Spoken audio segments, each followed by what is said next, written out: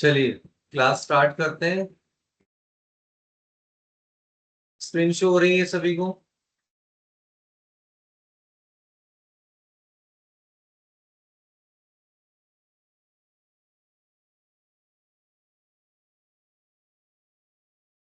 पहले एक बार कंफर्म कर दीजिए सभी लोग कि आपको आवाज क्लियर आ रही है, वॉइस इज क्लियर।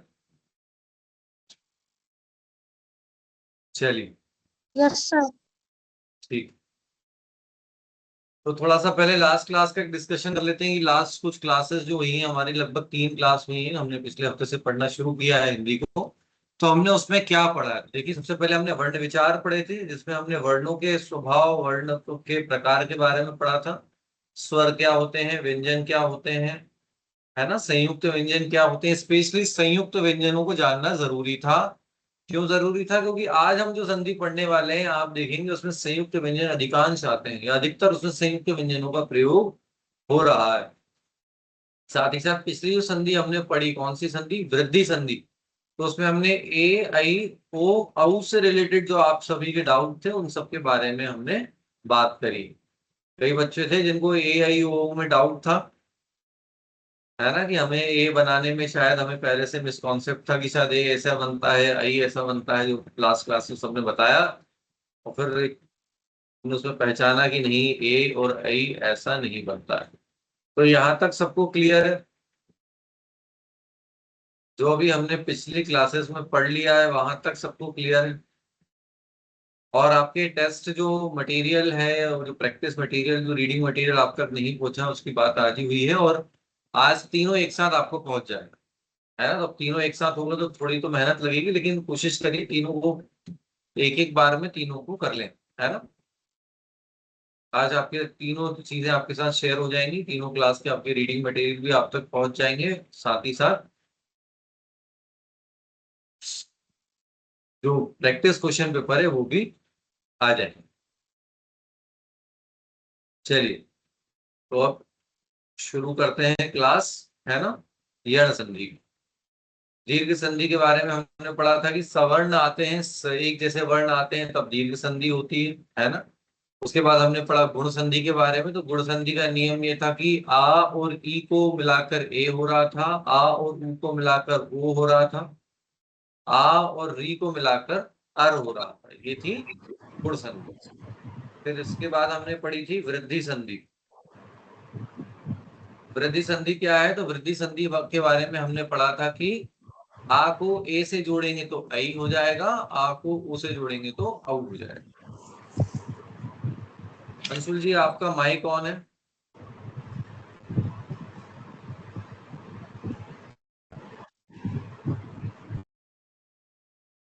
चलिए, तो ये कुछ पिछली संधियां जो हैं वो हमने पढ़ ली हैं।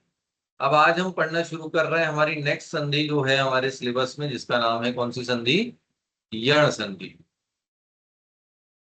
चलिए, तो यण संधि के बारे में देखिए, एक बार समझे पहले कि यण संधि है क्या, या वो चाहती क्या है यण संधि। तो इसके बारे में आप समझिए कि यण संधि जो है, देखिए अभी तक आपने पढ़ा था, क्या पढ़ा था? आपने पढ़ा था कि आ को आ के साथ जोड़ दिया जाए तो वो बन जाएगा बड़ा आ। ये थी कौन सी संधि? दीर्घ संधि थी, है ना। इसके बाद हमने पढ़ा था क्या कि आ को अगर ई के साथ अगर हम जोड़ देंगे तो क्या हो जाएगा? आ को ई के साथ जोड़ेंगे तो ए हो जाएगा, आ को ऊ के साथ जोड़ेंगे तो ओ हो जाएगा, है ना। ये हमने पढ़ा था। ये कौन सी थी? ये थी हमारी गुण संधि। और इसके बाद हमने तीसरी संधि जो पढ़ी है वो है, हमने पढ़ा था कि आ के बाद अगर ए आए तो आए, और आ के बाद अगर ओ आए तो औ हो जाता है। ये कौन सी संधि है? ये हमारी वृद्धि संधि। ये तीन संधियां हमने पढ़ ली हैं, इन तीन संधियों के नियम हमने पढ़ लिए। अब देखिए, इन तीन संधि में एक चीज कॉमन है, आप समझना शुरू कर दीजिए, है ना। हम अपनी गुण संधि पे आ गए हैं। अब गुण संधि के बारे में जान रहे हैं क्या, कि ये तीन जो संधियां जो आपने पढ़ी हैं, इन तीन संधियों में एक चीज ये कॉमन थी कि ये दो लेटर्स को जोड़कर एक लेटर बना रही थी, यानी दो वर्णों को जोड़कर एक वर्ण बना रही थी। यहां पर भी देखिए, इन दो वर्णों को जोड़कर एक वर्ण बनाया जा रहा था, ऐसे ही यहां पर भी दो वर्णों को जोड़कर एक वर्ण बना रहे हैं। तो यहाँ तक जो आपने संधियां पढ़ी है उसमें क्या हो रहा है कि दो वर्णों को जोड़ रहे हैं, यानी दीर्घ संधि, गुण संधि और वृद्धि संधि में क्या कर रहे हैं कि जो पास वाले जो दो वर्ण हैं उनको यहाँ पर जोड़ रहे हैं। ठीक समझ में आ रहा है। लेकिन अगर हम यण संधि की बात करें तो यण संधि में ऐसा नहीं होता। यण संधि में पहले थोड़ा सा अलग होता है, उसके बाद वर्णों को जोड़ा जाता है ना। यण संधि में क्या होता है, यण संधि में दो वर्णों को पहले जोड़ते नहीं, पहले चेंज आता है वर्ण में, उसके बाद जो है वो वर्णों को फिर आपस में बाद में फिर जोड़ा जाता है। तो वो क्या चेंज है, क्या उसका रूल है, अब वो धीरे धीरे से हम पढ़ना शुरू करते हैं। अभी तक की संधियां आपको क्लियर होंगी, है ना। अब हम आगे पढ़ना स्टार्ट करते हैं। हमारा यण संधि आज का हमारा टॉपिक है, यण संधि। चलिए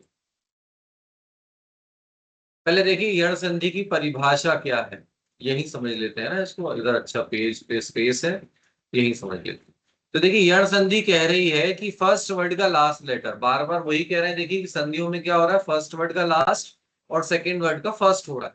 तो यण संधि क्या कह रही है, यण संधि कह रही है कि फर्स्ट वर्ड के लास्ट में क्या आ जाए, ई, उ और री, इनमें से कोई एक स्वर आ जाए।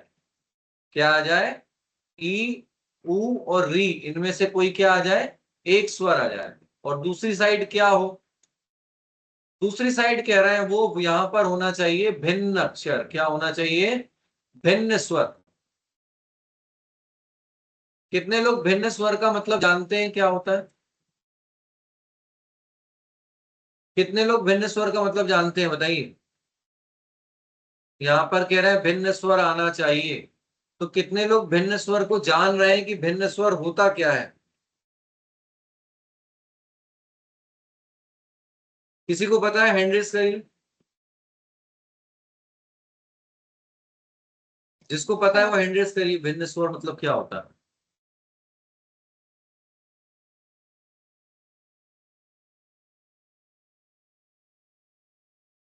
चलिए, नहीं पता है कोई बात नहीं, अभी समझते हैं। देखिए भिन्न का मतलब होता है डिफरेंट, और स्वर का मतलब वॉवेल, जो हमने पढ़ा था। कहना क्या चाह रहा है, कहना ये चाह रहे हैं कि ई, उ, री और री के बाद क्या आना चाहिए, भिन्न स्वर आना चाहिए। भिन्न स्वर का मतलब है डिफरेंट स्वर आना चाहिए।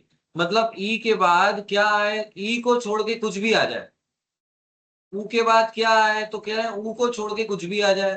तो इसी तरह से री के बाद क्या आए, तो री के बाद उसने स्पेसिफिक नहीं किया है कि री के बाद क्या है। री के बाद बस उसने ये बता रहे हैं कि समान वर्ण को छोड़कर कुछ भी आ जाए, है ना। अभी तक जो संधि हम लोग जो पढ़ रहे थे, चाहे वो दीर्घ संधि हो या वो गुण संधि हो या वो वृद्धि संधि हो, उसमें वो एग्जैक्ट कॉम्बिनेशन आपको दे रहा था कि आ के बाद आ ही आना चाहिए, या आ के बाद ई ही आना चाहिए, या आ के बाद ए ही आना चाहिए। ये कॉम्बिनेशन था उसका। लेकिन यहाँ पर कॉम्बिनेशन क्या बन रहा है, तो यहाँ पे वो ये कह रहा है कि फर्स्ट वर्ड का लास्ट लेटर ई, उ, री में से कोई एक हो, और सेकेंड साइड क्या हो, सेकेंड साइड भिन्न स्वर हो। भिन्न स्वर का मतलब क्या होता है, डिफरेंट स्वर हो। मतलब ई के बाद ई ना आए, ऊ के बाद ऊ ना आए, री के बाद री ना आए, इनके अलावा कोई और स्वर चल जाएगा। ऐसा वो क्यों कह रहा है, ऐसा वो इसलिए कह रहा है क्योंकि अभी उसने पहले संधि में बोला था कि ई के बाद अगर ई आएगा, क्या बोल रहे हैं, ई के बाद अगर ई आ जाएगा तो क्या हो जाएगा, बड़ी ई हो जाएगा। ये तो दीर्घ संधि की बात है। अब अगर यहां पर भी ई के बाद ई आ जाएगा तो फिर क्या हो जाएगा, यहाँ तो क्लैश हो जाएंगे, रूल क्लैश हो जाएंगे। दीर्घ संधि भी वही कह रही है ई के बाद ई आ जाए, और यण संधि भी कह रही है ई के बाद ई आ जाए, तो फिर क्या होगा, फिर तो कंफ्यूजन हो जाएगी हमको। तो ये कंफ्यूजन ना हो इसीलिए उन्होंने क्या किया, यहाँ पर पहले एक सेट ऑफ रूल दे दिया है कि ई के बाद ई नहीं आना चाहिए, क्योंकि अगर ई के बाद ई आएगा तो क्या होगा, दीर्घ संधि का नियम यहां पर लग जाएगा। इतनी बात क्लियर समझ में आ रही है सभी को। बस यहां पर कह रहे हैं ई के बाद क्या आना चाहिए, भिन्न आना चाहिए। भिन्न का मतलब होता है डिफरेंट, अलग, भिन्न स्वर आना चाहिए। ऊ के बाद क्या आना चाहिए, ऊ के बाद भी भिन्न स्वर आना चाहिए। इसी तरह से री के बाद क्या आना चाहिए, तो कह रहे हैं री के बाद भी भिन्न स्वर आना चाहिए। इतनी बात क्लियर है सभी को। यस और नो बता दीजिए एक बार कि इतनी बात क्लियर है सबको, इतना समझ में आ रहा है हम क्या कहना चाह रहे हैं यहाँ पर। एक छोटा सा बस एक कंडीशन है यण संधि की, वो ये कह रहा है कि ई के बाद समान वर्ण ना आए, ई के बाद ई नहीं आए, ई को छोड़ के कुछ भी चलेगा। ऐसे ही ऊ के बाद ऊ ना आए और री के बाद री ना, बस ये तीन बात याद रखनी है आप। अगर ऐसा हो रहा है तो क्या होगा? वो कह रहा है अगर ऐसा होता है, अगर ये कंडीशन बन रही है कि ई के बाद ई नहीं आ रहा, ऊ के बाद ऊ नहीं आ रहा, री के बाद री नहीं आ रहा, क्या होगा? तो कह रहे हैं ई के स्थान पर क्या हो जाएगा? या व र हो जाएगा। किसके स्थान पर हो जाएगा? ई के स्थान पर या हो जाएगा, ऊ के स्थान पर व हो जाएगा, और री के स्थान पर क्या हो जाएगा? र हो जाएगा। यहां पर ये संधि ये नहीं कह रही है कि दोनों को मिलाकर कुछ हो जाएगा। यहां पर संधि ये कह रही है कि ई के प्लेस पर आप क्या कर दीजिए? ई के प्लेस पर आप या लिख दीजिए। इसी तरह से अगर ऊ के बाद कोई भिन्न स्वर आएगा तो क्या करेंगे? ऊ के प्लेस पर हम लिख देंगे व, और री के प्लेस पर कोई भिन्न स्वर आएगा री के बाद तो हम क्या करेंगे? री के प्लेस पर हम लिख देंगे र। एक बात और इन सब में हमको ध्यान रखनी है, कौन सी? कि ये जो य व और र जो बन रहे हैं सब हलंत हैं। देखिए हलंत का साइन ऐसा होता है, जैसे कि ये है पूरा या, नीचे आपने साइन बना दिया, मतलब ये हो गया हलंत, मतलब ये है आधा। इस बात को बिल्कुल समझ लीजिए कि ये कह रही है संधि के ई उ री री के बाद अगर कोई भिन्न स्वर आता है, कोई डिफरेंट स्वर आता है, तो रिस्पेक्टिवली क्रम से क्या हो जाएगा? तो ई के इस प्लेस पर आप कर देंगे या, ऊ के प्लेस पर कर देंगे वा, और री के प्लेस पर कर देंगे रा। फिर इसके बाद जो स्वर होगा ना वो फिर इसको कंप्लीट करेगा। रूल समझ में आ रहा है सभी को? नियम समझ में आ गया? क्योंकि देखिए सर नियम ही यहाँ मेन है। पर ना होंगे। हाँ पूछिए, क्या पूछ रहे हैं? सर ये जो आपने ई उ री लिखवाया तो ई प्लस या उ प्लस व या री प्लस रा होगा, या फिर ये तीनों नहीं होंगे, ये या रा वा होगा? नहीं नहीं, देखिए क्या कहना चाह रहे हैं, एक बार फिर से सुनिए। हम ये कहना चाह रहे हैं आपसे बस कि सॉरी, एक बार इसको हटा दें। हाँ, हम बस इतना कहना चाह रहे हैं आपसे कि फर्स्ट वर्ड का लास्ट लेटर में अगर ई है, सेकेंड वैसे ही अगर या फिर ऊ है, या अगर री है, ऐसा बन रहा है, इनमें से भी कोई एक स्वर है फर्स्ट वर्ड के लास्ट लेटर में, सेकेंड साइड क्या होना चाहिए? तो सेकेंड साइड कोई भिन्न स्वर आए, है ना? भिन्न का मतलब क्या है? डिफरेंट स्वर आए। ऐसे ही यहां पर भी भिन्न स्वर आए, यानी डिफरेंट स्वर आए, है ना? अगर ये कंडीशन है तो वो ये कह रहे हैं कि इन दोनों को प्लस नहीं करना है आपको।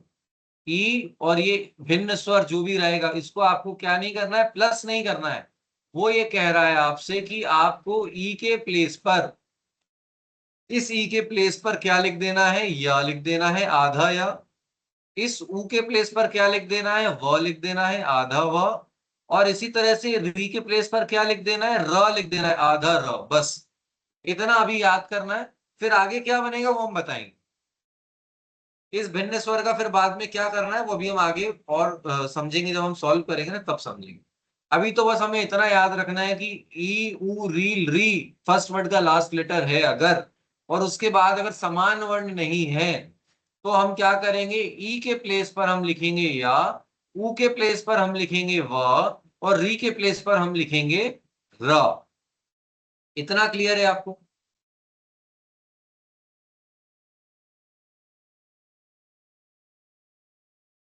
अगर क्लियर है तो बता दीजिए एक बार, इतना क्लियर है?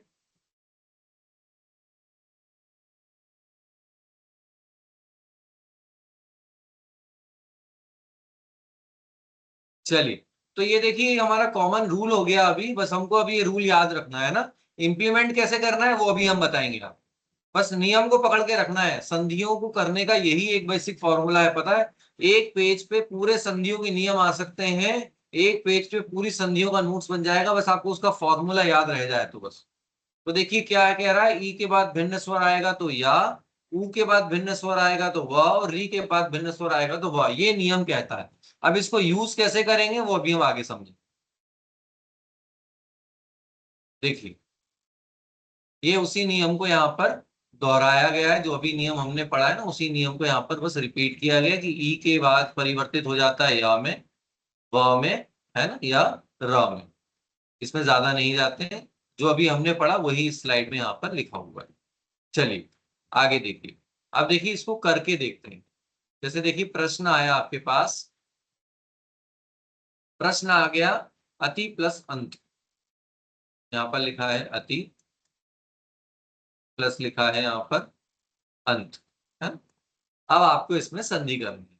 तो हमारा पहले वही फॉर्मूला जो हम स्टेप बाय स्टेप चल रहे हैं, तो उसी फॉर्मूले को हम फॉलो करते हैं कि फर्स्ट वर्ड का लास्ट लेटर जो ये है, सेकेंड वर्ड का फर्स्ट लेटर जो ये है, इनके बीच में संधि होनी थी। तो हमने इसको नीचे लिखा यहाँ पर, ये लिखा हमने ती, और प्लस का प्लस ये लिखा हमने अ। अब हमने इस ती को तोड़ना पड़ेगा, क्यों? क्योंकि इसमें स्वर भी है और इसमें व्यंजन भी है। तोड़ा तो हमें क्या मिला? हमें मिला आधा त, प्लस मिला छोटी ई, प्लस मिला हमको अ। ठीक समझ में आ रहा है? ये आ, यही आ है। इस टी को तोड़ेंगे तो हमें आधा ता, ई और अ मिल गया। अब आपसे पूछा जा रहा है कि फर्स्ट वर्ड का लास्ट लेटर क्या है। तो देखिए, फर्स्ट वर्ड का लास्ट लेटर हो गया हमारा ये ई, सेकेंड वर्ड का फर्स्ट लेटर हो गया अ। मतलब संधि ई और आ के बीच में होनी है। तो अब आपका दिमाग यहां पर दौड़ना चाहिए कि हमने कौन सी संधि पढ़ी है जो ई और आ को प्लस कर रही है। तो देखिए, दीर्घ संधि में नहीं होता, गुण में भी नहीं होता, वृद्धि में भी नहीं होता। यण संधि में एक रूल जरूर था कि उसने बोला था कि ई के बाद आना चाहिए क्या? भिन्न स्वर। तो क्या यहाँ पे भिन्न स्वर आ रहा है? बिल्कुल आ रहा है भिन्न स्वर। ई और आ दोनों समान सर नहीं है, जा मतलब ई भिन्न आ रहा है ना। अब हमें क्या करेंगे? तो उसने बोला था ई के स्थान पर आप लिख दीजिए य। ई के स्थान पर लिखना है हमें य। प्लस का प्लस, आ का आ, प्लस का प्लस, आधे ता का आधा ता। इतना क्लियर है अब सबको? इस स्टेप में किसी को कोई डाउट तो नहीं है?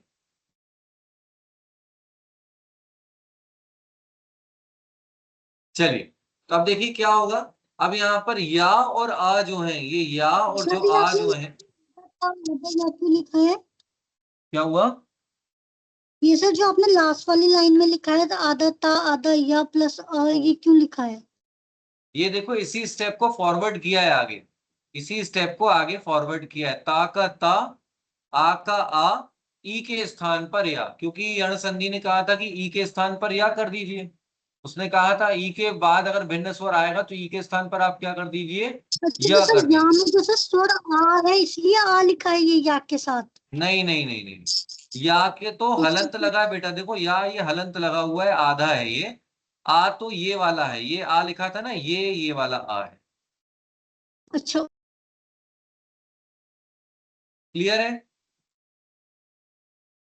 शायद वो पीछे कुछ लिखा हुआ है, उसके कारण अलग लग रहा है, क्या आपको समझ में नहीं आ रहा क्या? सर इसमें आ बना रहेगा क्या? मतलब जैसे पहली संधि में होता था कि जोड़ते थे तो आ हट जाता था और सिर्फ जो बनना होता था वो नहीं, बनता अब था। यहाँ पर हमको जोड़ना है। देखिए, पहले संधियों में क्या होता था कि हम दो वर्णों को जोड़कर एक कर रहे थे। यहाँ पर पहले हमको क्या करना है? ई के प्लेस पर या को इंप्लीमेंट करना है, उसके बाद जोड़ना है। जोड़ेगा आ, इस या को कंप्लीट कर देगा आ। या एक व्यंजन है, आ एक स्वर है, या और आ मिलेगा तो क्या होगा? ये या पूरा हो जाएगा। यहाँ पर ये या पूरा हो जाएगा, ये हलंत हट जाएगा। प्लस का प्लस, आधे ता का आधा ता।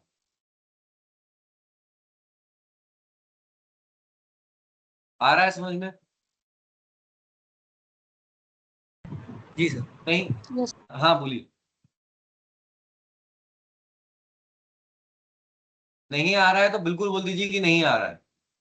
सोच में नहीं रहना है बिल्कुल कि आ रहा है कि नहीं आ रहा है। इधर उधर नहीं आ रहा है तो बिल्कुल बोल दीजिए कि नहीं आ रहा है, तो उसको फिर किसी और तरीके से समझाएंगे। सर आ रहा है ना? चलिए, अब देखिए, अब हमें एक स्टेप और फॉरवर्ड जाना पड़ेगा। क्या? ये हो गया आधा ता और ये हो गया य। आधा ता अकेला क्यों रह गया? क्योंकि इसको पीछे पूरा करने के लिए कोई भी स्वर नहीं था। या के पीछे तो स्वर था, तो यह पूरा हो गया। ता को पूरा करने के लिए नहीं था, तो ये हो गया आधा ता। अब यहां से जो बचे हुए स्वर है वो हम ऊपर से उठा लेंगे। अ, त्य, तो हमारा शब्द बन गया अत्यंत। अति प्लस अंत, अत्यंत। समझ में आया?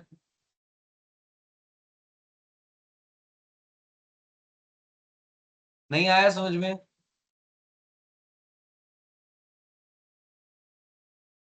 चलिए, एक और करके देखते हैं। एक और करेंगे ना तो और थोड़ा सा समझ में आएगा, है ना। ये पीछे लिखा हुआ है शायद, अब थोड़ा व्हाइट सरफेस पे इसको लिखने की कोशिश करते हैं।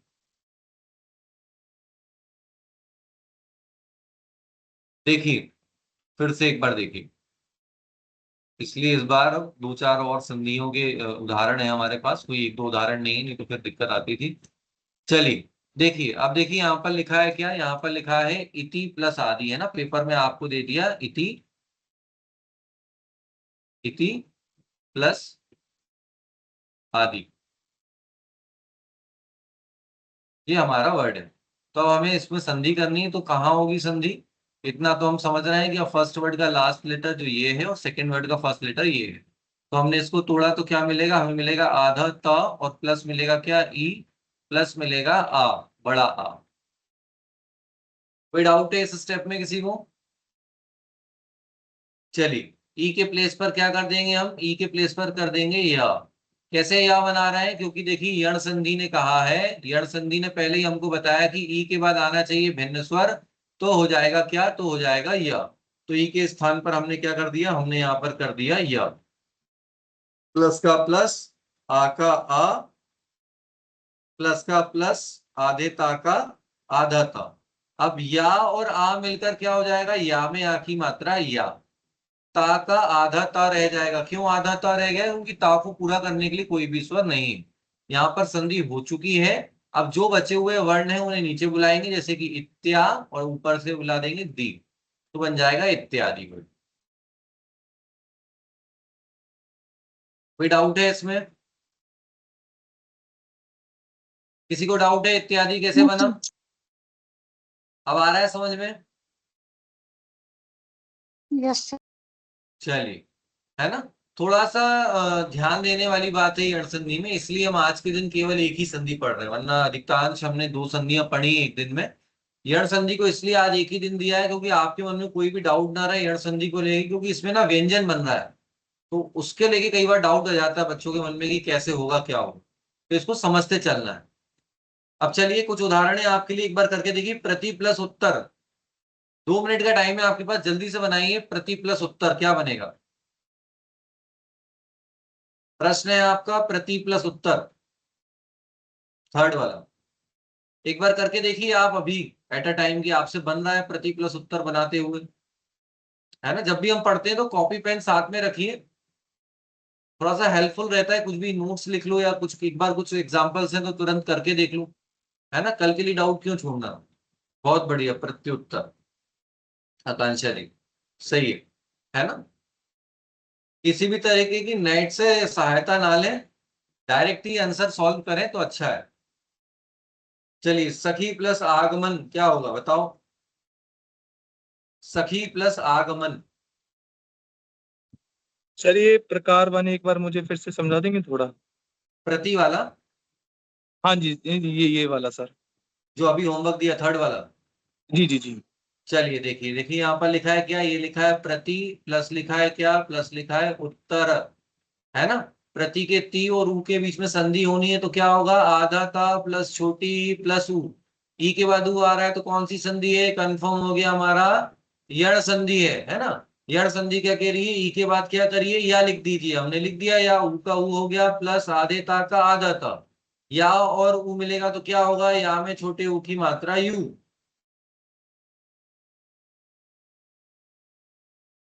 है ना। जो पीछे स्वर होगा वही मात्रा लगेगी, पहले आ रहा था तो या में आ की मात्रा लग रही थी, अब वो आया तो या में ऊ की मात्रा हो गई। छोटे ऊ बड़े ऊ या छोटी बड़ी में डाउट है तो उसके लिए भी हमने एक ट्रिक सीखी थी, ध्यान रखिए, जो भी उल्टे हाथ तरफ जा रहा है वो छोटा है, जो भी सीधे हाथ तरफ जा रहा है वो बड़ा है ना। कई बच्चों को डाउट होता है कि बड़ी ई की मात्रा कहाँ लगती है, छोटी ई की मात्रा कहाँ लगती है, या बड़े ऊ छोटे ऊ में डाउट आता है।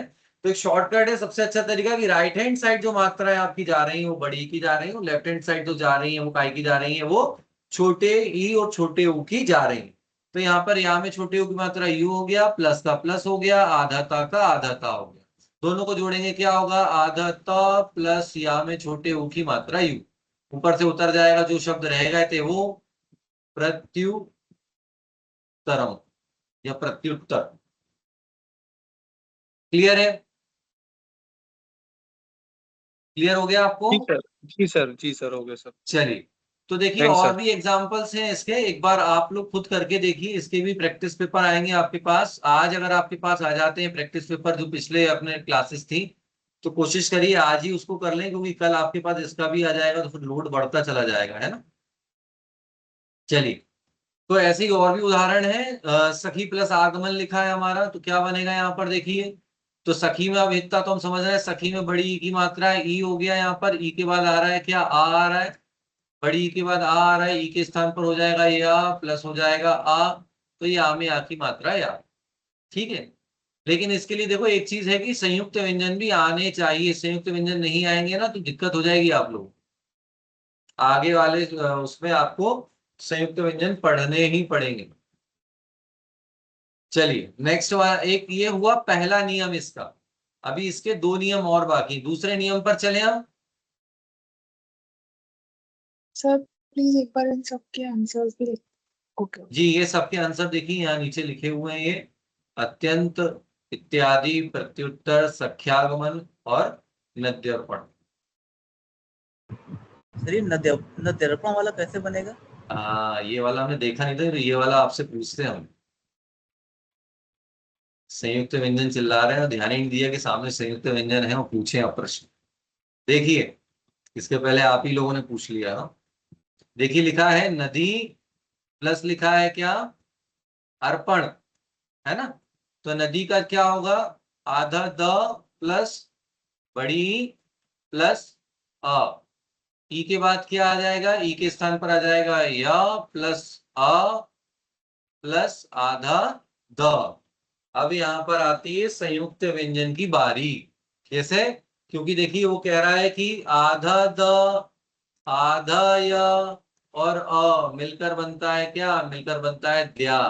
विद्या लिखते हैं, विद्या, विद्यालय, तो विद्या का जो दा है ना, द्या, ये एक संयुक्त व्यंजन है, हमेशा ध्यान रखिए ये किससे मिलकर बना है, आधा द, आधा या और या आ, तो इन तीनों को जोड़ेंगे तो एक ही अक्षर बनेगा, वो बनेगा क्या, वो बनेगा द्या। इसलिए वहां पर नीचे बना है शब्द आपका क्या, नद्यर्पण। समझ में आ गया, समझ में आ गया, है ना, ये देखो ना इधर से नीचे आ जाएगा ना, और पा और ये अड़ा और ये बस नद्यर्पण। सर ये मतलब ये डायरेक्ट फॉर्मूला टाइप का है इसके लिए, सिर्फ इसी के लिए कि दा या आ मिलके दा बनाते हैं। हाँ ये यही तो कंफ्यूजन वाली चीजें, देखिए क्या होता है कि पहले जब सीखते हैं ना तो स्टेप से ही चलना पड़ता है। साइकिल चलाना जब बच्चा शुरू करता है ना तो पहले तो उसको सहारा भी चाहिए और उसको चाहिए कि वो बैलेंस बनाना सीखे बस। तो यही है कि आप जितना प्रैक्टिस धीरे धीरे आप करते रहोगे ना, फिर आपको समझ में आने लगा कि इसकी संधि क्या है, संधि विच्छेद क्या है इसमें। लेकिन जैसे कि आप पहले अगर आप देखोगे तो आप कहोगे, देखने में आपको कंफ्यूजन ही हो जाएगी, स्वर संधि है कि व्यंजन संधि होगी, इसमें कोई भी स्वर दिख ही नहीं रहा। क्लियर है ये? दूसरे नियम पर आ जाए हमारे। चलिए, तो देखिए ई का जो नियम था वही अब यहाँ पर ऊ का भी नियम है ना।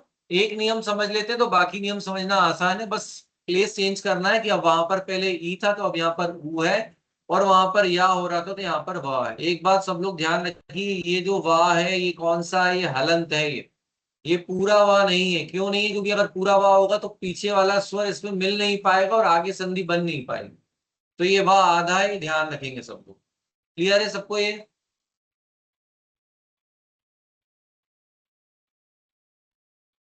आंसर नीचे आ रहे हैं। चलिए, तो अब इसको करके देखते हैं, उसी मेथड से करेंगे, मेथड वही है। संधियों के साथ क्या है, एक बार बस आपको मेथड पता हो तो फिर कोई ज्यादा डाउट उसमें रहता नहीं है। देखिए क्या लिखा है, लिखा है सु प्लस लिखा है क्या, आगत, है ना। अब क्या होगा, सु में क्या है तो आधा स प्लस छोटा हुए कि बड़ा हुए बताइए। छोटा हूँ। छोटा है। हाँ, छोटा ऊ प्लस बड़ा आ, यहाँ पर हो गया, यहाँ पर ऊ के बाद आ रहा है, भिन्न स्वर आ रहा है, भिन्न स्वर आ रहा है तो क्या होगा, ऊ के स्थान पर क्या हो जाएगा, वाह हो जाएगा। तो ऊ के स्थान पर हम क्या कर देंगे, वाह कर देंगे, हलंत लगाएंगे ध्यान से, प्लस बड़े आ की मात्रा प्लस हो जाएगा आधा स। अब वाह और वो जुड़ेगा तो क्या होगा, वाह में आ की मात्रा वाह, आधा सा अकेला रह जाएगा बेचारा, उसके पीछे कोई स्वर है नहीं उसको जोड़ने के लिए, तो हो गया स्वा, और पीछे से गत आ जाएगा तो हो जाएगा स्वागत। तो बड़े उत्सव में और उसमें सब लोग अभी दिवाली पे रंगोली बना के लिखते हैं ना स्वागत, तो उनको बताइए जो आपने स्वागत लिखा है इसमें संधि है, और कौन सी संधि है, यण संधि है ना, कौन सी संधि है, यण संधि। क्लियर है, किसी को डाउट है?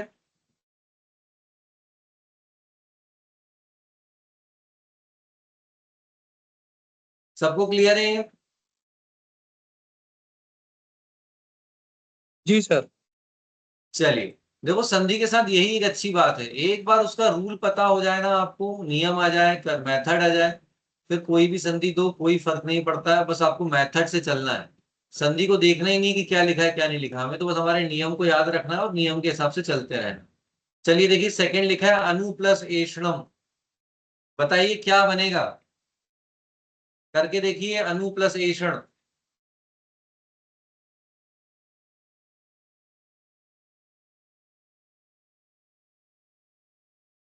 क्या बनेगा बताइए।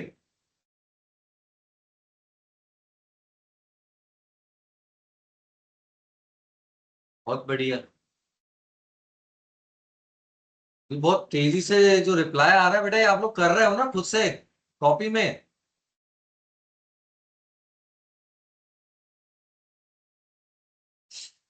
चलिए इसको भी एक बार समझ लीजिए, देखिए अनु में वही है, आधा ना हो गया हमारा और प्लस हो गया छोटा ऊ, प्लस हो गया ए, ऊ के बाद ए आ रहा है तो ऊ के स्थान पर क्या हो जाएगा, या हो जाएगा और प्लस हो जाएगा ए, या में ए की मात्रा हो जाएगा ये, प्लस आधा न हो जाएगा अन्वेषण। क्लियर है सबको ये?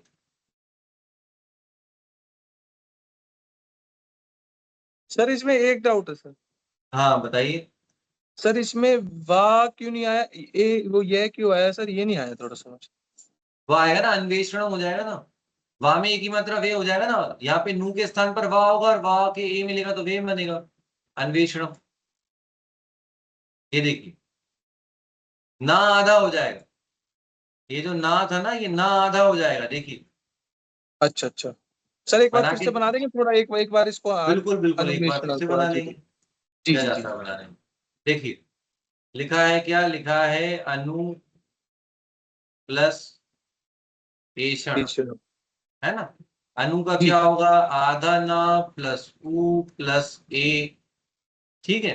उ के स्थान पर क्या हो जाएगा, उ के स्थान पर हो जाएगा व प्लस ए प्लस आधा न, जी। वा में ए की मात्रा वे, आधा न अन्वेषण, बन गया। राइटिंग थोड़ी हो सी गया सर, खराब आ रही है इसमें। नहीं नहीं हो गया sir, thank you sir. Welcome. समझ में आ रहा है ना लेकिन आप लोगों को? जी जी जी। चलिए इसी तरह से देखिए, मध्वरी भी ऐसे ही बनेगा, है ना। मधु प्लस हरि मध्वरी बनता है। कैसे बनेगा मध्वरी, तो वहां पर भी यही देखो, जब आपको मेथड आ जाएगी ना तो आपको ना इतना मेथड नहीं करनी पड़ेगी।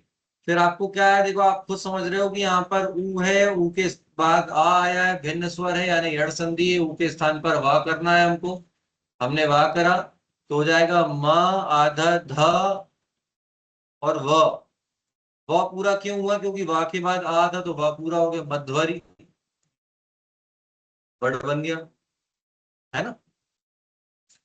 अभी शुरू से ही जरूरी नहीं है कि आप लोग शॉर्टकट ट्रिक अपनाएं, अभी तो आप लोग स्टेप बाय स्टेप करते रहिए, 2 4 3 बार 5 बार जब आप लोग करेंगे तो आप लोगों को स्टेप याद हो जाएंगे और आपको एक सेंस काम करने लगेगा कि हाँ ऐसे काम होता है ना। वधु प्लस आगमन वधवागमन व आ जाएगा बीच में, इसी तरह से बनेगा। किसी को डाउट है इसमें? आगे तीसरे नियम की ओर बढ़ जाए, ये इसके उत्तर है। आगे बढ़ जाए तीसरे नियम के लिए। चलिए तीसरा नियम है जो सबसे ज्यादा जटिल है हमारा, क्योंकि ये री है ना, और री में सबसे ज्यादा संयुक्त अक्षर बन जाएंगे। देखिए क्या लिखा है, लिखा है मातृ प्लस आज्ञा, है ना। मातृ, मातृ प्लस आज्ञा। कितने बच्चे हैं जो री की मात्रा को पहचानते नहीं है, नीचे की री की मात्रा को कई लोगों को लगता है र है ये। सब पहचानते हैं री की मात्रा को, मात्राज्ञा। अच्छा ये आप लोग वाकई कॉपी पेन से ही कर रहे हैं ना, बहुत फास्ट रिप्लाई जा रहा है, इतना तेज, मतलब तैयारी बहुत अच्छी है आपकी। चलिए देखिए मात्राज्ञा शब्द कैसे बना, तो देखिए मात्राज्ञा शब्द कैसे बना, देखिए तो ये त्रि और आ के बीच में संधि होगी, तो त्रि को तोड़ेंगे तो क्या होगा, आधा त प्लस मिलेगा री और प्लस मिलेगा क्या, मिलेगा बड़ा आ। री के बाद आ रहा है, यानी री के बाद भिन्न स्वर आ रहा है, तो क्या करेंगे, रा कर देंगे। तो हमने री के स्थान पर क्या कर दिया, र कर दिया। लेकिन र कैसा आएगा, हलंत आएगा, प्लस आएगा आ, प्लस आधे ता का आधा ता। अब क्या होगा, किसी को डाउट है इस स्टेप में? अब नेक्स्ट स्टेप में बन जाएगा क्या, त्रा में आ की मात्रा त्रा। कैसे बन गया ये त्रा में आ की मात्रा त्रा, बताइए।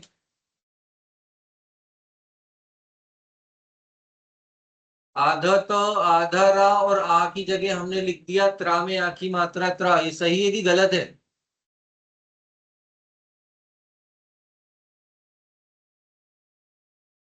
सही है कि गलत है? सही है सर। सही है। क्यों सही है? सही है क्योंकि ये एक संयुक्त स्वर है। अभी हमने पढ़ा था संयुक्त व्यंजनों में कि आधा ता आधा रा और आ मिलकर बनता है क्या, मिलकर बनता है त्रा। अगर आ छोटा है तो अकेला त्रा बनेगा, आ बड़ा है तो त्रा में आ की मात्रा त्रा बन जाएगा। अगर आधा त आधा र और ई है तो त्रा में छोटी की मात्रा त्रि बन जाएगा। ये बात ध्यान रखेंगे कि पीछे जो स्वर होगा वही मात्रा बनेगी। बेसिक वर्ड आधा त और आधा र है, आधा त और आधे र से मिलकर बनता है आधा त्र। अब जो इसमें स्वर लगाएंगे इसमें वही मात्रा लग जाएगी। ऊ होगा तो त्रा में ऊ की मात्रा लग जाएगी, वो होगा तो त्रा में ऊ की मात्रा लग जाएगी। क्लियर है सबको ये? सर ये इस तरह से कितने फॉर्मूले हैं सर ये ये? ता और रा को मिला के त्रा बना है। देख, एक मिनट एक एक करके फॉर्मूले तो देखिए कि संधि की जितनी संधियां उन सबके अपने फॉर्मूले, लेकिन स्वर संधियां यहाँ पर खत्म हो गई हमारी। ये यहीं तक 4 स्वर संधियां थी, अयादी संधि तो आपके सिलेबस में से हटा दी गई है। तो ये 4 संधियों के नियम है बस। अभी फिर हम अगर अब विसर्ग सॉरी व्यंजन संधि जब हम पढ़ेंगे तो उसके भी थोड़े से रूल्स हैं, वो हमें याद करने पड़ेंगे। नहीं सर ये जो संयुक्त व्यंजन तो 4 है लेकिन बस। सर ये जो संयुक्त वाला जो आप फॉर्मूला बता रहे थे आधा ता रा प्लस आ मिलकर त्रा बनाता है, तो सर ये जी, और कितने हैं इस तरह से, मतलब संयुक्त वाले फॉर्मूले? मतलब संयुक्त 4 है बस, श त्र ज्ञा और द्या। क्षत्रिय वाला श्र है ना, ज्ञानी वाला ज्ञा, और त्रा से त्रिशूल, और विद्या वाला द्या। ये 4 है संयुक्त स्वर। बाकी तो फिर ऐसे ही। पीछे मात्राओं के बारे का पूछ रहे हो कि आप मात्राएं कैसे लगाएंगे? और नहीं सर, ये जो आधा ता आधा रा और आ बन के जो त्रा बन रहा है, त्रा ये त्रा कैसे बन रहा है, बड़ा वाला त्रा मतलब? देखिए इतनी सी बात है बस कि आधा त और आधा र से बनता है क्या, आधा त्र बनता है। आधा त्र क्यों बनता है, क्योंकि ये इसमें कोई भी स्वर उपयोग में नहीं आ पाया। और जब तक स्वर बनते नहीं है व्यंजन पूरे होते नहीं है। ये भी व्यंजन था, ये भी व्यंजन था। ये जो है ये क्या है, ये संयुक्त व्यंजन है। यानी 2 व्यंजनों से बनने वाला व्यंजन। भले ही 2 व्यंजनों से बना है लेकिन कंप्लीट तो ये भी नहीं है। क्यों नहीं है? क्योंकि इसमें कोई भी स्वर अटैच नहीं है। अब इसमें आप क्या करोगे, जो स्वर अटैच करोगे इसमें वो मात्रा बन जाएगी। अगर छोटा आ लगा दोगे तो केवल त्रा बन जाएगा। बड़े आ की मात्रा जोड़ दोगे तो त्रा में आ की मात्रा हो जाएगा। छोटी लगा दोगे तो त्रा में छोटी की मात्रा हो जाएगा। बड़ी लगा दोगे त्रा में बड़ी। मतलब पीछे तो जो स्वर आप जोड़ोगे वो उसमें वो मात्रा लग जाएगी। क्लियर है?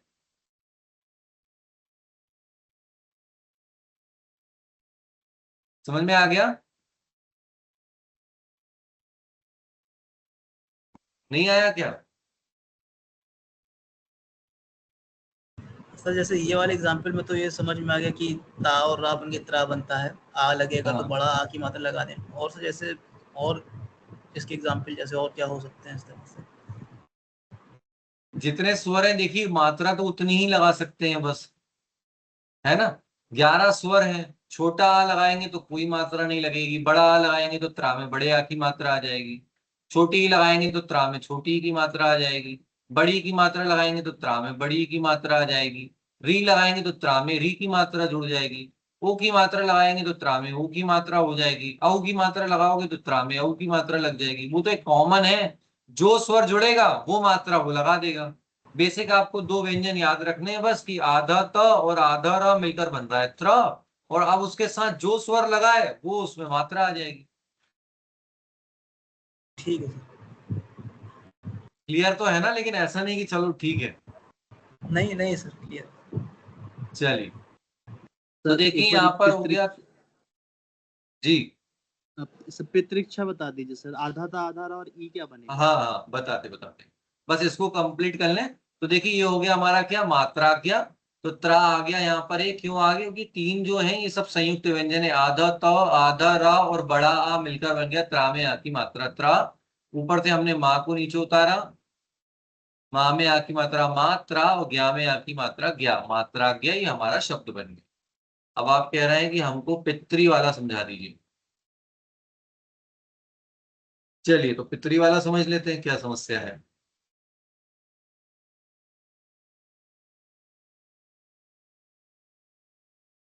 चलिए, देखिए तो क्या लिखा है हमारा, हमारा शब्द लिखा है, क्या लिखा है, पितृ प्लस लिखा है क्या, इच्छा। पितृ का मतलब होता है पिता, है ना? अगर आपको याद हो कि जब आप लोग संस्कृत पढ़ते थे तो पितृ मातृ के शब्द रूप आते होंगे। तो पितृ मतलब होता है पिता, या जनरली बोलचाल की भाषा में आपने सुना हो पितृपक्ष, है ना? गणेश जी के बाद आता है पितृपक्ष। तो पितृपक्ष का भी मतलब होता है कि पिता से संबंधित, मतलब पिता दादा और उससे पैतृक संपत्ति, पैतृ उससे रिलेट करता है पितृ। तो पितृ मतलब पिता। तो यहाँ पे जो त्रि है पितृ का, इसको हम तोड़ेंगे तो मिलेगा आधा त और प्लस मिलेगा यहाँ पर री, और प्लस आ रहा है ई। री के बाद भिन्न स्वर है तो हो जाएगा र, तो री के स्थान पर हमने लिख दिया आधा र प्लस ई, और प्लस बन गया आधा त।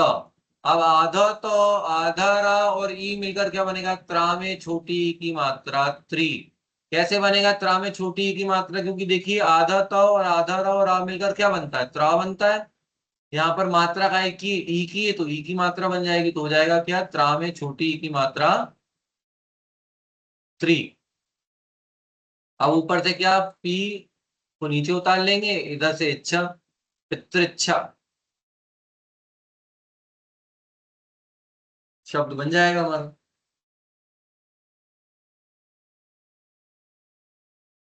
क्लियर है?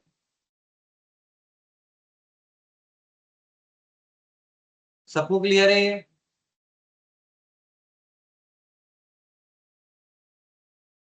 चलिए, तो देखिए सबसे ज्यादा ना संयुक्त व्यंजन जो है ना वो इसी संधि में बन रहे हैं, इसीलिए हमको ये संधि को ना बेसिक समझना जरूरी है। और संयुक्त व्यंजनों को भी याद रख लीजिए कि कौन सा अक्षर कैसे बनता है ना, जैसे ज्ञानी वाला ज्ञा कैसे बनता है, विद्या कैसे बनता है, त्र कैसे बनता है, ये सब याद ही होना चाहिए आप। क्योंकि कहीं भी ये आएगा ना तो जरा जरा से स्वर ना आपकी नंबर्स को घटा या बढ़ा भी सकते हैं। एक छोटा सा नॉलेज आपको नंबर दिला सकता है, और एक छोटा सा नॉलेज ना होना आपके नंबर काट भी सकता है। चलिए, तो ये और भी ऐसे शब्द हैं, इनमें से कोई और चाहेंगे कि इनके बारे में समझना, ये इसके देखिए यहाँ पर इसके आंसर्स लिखे हुए हैं, है ना? मातृ प्लस आ गया मात्राज्ञा, पितृ प्लस आ गया पित्राज्ञा, है ना? मातृ प्लस आनंद तो मात्रानंद बनेगा, पितृच्छा और भात्राज्ञा, ये हमारे शब्द बनते। तो मुख्य बिंदु क्या पढ़ लिए हमने भाई साहब इसमें? तो मुख्य बिंदु हमने ये पढ़ लिए हैं यहाँ पर कि यण संधि जो है वो एक स्वर संधि का एक भेद है ना? इसमें क्या होता है कि इसमें दो अक्षरों को मिलाते नहीं है, वो ये कह रहे हैं कि ई उ रील री के बाद, किसके बाद, ई उ रील री के बाद आना चाहिए, क्या आना चाहिए, भिन्न अक्षर भिन्न स्वर। भिन्न मतलब क्या होता है, भिन्न मतलब होता है अलग, भिन्न स्वर आना चाहिए। अगर ई उ रील री के बाद भिन्न स्वर आता है तो क्रम से या व रा ला हो जाएगा ये। लेकिन हमेशा ध्यान रखिए कि जो या रा ला वा हो तो जाएगा, लेकिन कैसा हो जाएगा, तो या भी आधा रहेगा, व भी आधा रहेगा, और र भी आधा रहेगा, तब जाके आप यण संधि कर पाएंगे। तो हमारी यण संधि के साथ साथ स्वर संधियां यहाँ पर कंप्लीट होती हैं। जो भी स्वर संधियां आई हैं आपके सिलेबस में है, वो सारी स्वर संधियां हमने अभी 3-4 क्लास में कंप्लीट कर ली है। नेक्स्ट क्लास में हम कोशिश करेंगे कि सभी स्वर संधियों से कुछ ना कुछ प्रश्न लेकर आए, और अगली क्लास में हम कुछ पढ़ने की जगह हम सिर्फ आंसर्स लगाएं। तो आप लोग अपने जितने भी हमने फॉर्मूले पढ़े हैं, मेथड पढ़ी है, उसको गो थ्रू करिए, एक बार देखिए समझिए, उस पर कमांड बनाइए, ताकि जो अगली बार जो हम क्लास में एमसीक्यू फॉर्म में पढ़ने की कोशिश करें तो हम इसी भाव से पढ़ें कि हम पेपर में ही बैठे हैं और ये प्रश्न पेपर में ही आया है। और किसी भी प्रश्न को छोटा और बड़ा ना समझें आपकी, बिल्कुल कई बार क्या होता है छोटे छोटे प्रश्नों में भी गड़बड़ हो जाती है।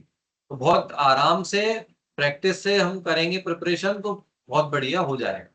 अब किसी को कोई डाउट है यण संधि को लेके या पिछली कुछ संधियों को लेके?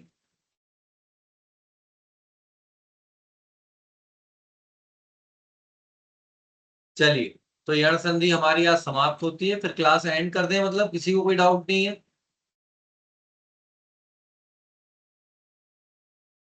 Hello sir. जी सर मुझे ये पूछना था, जो ये लास्ट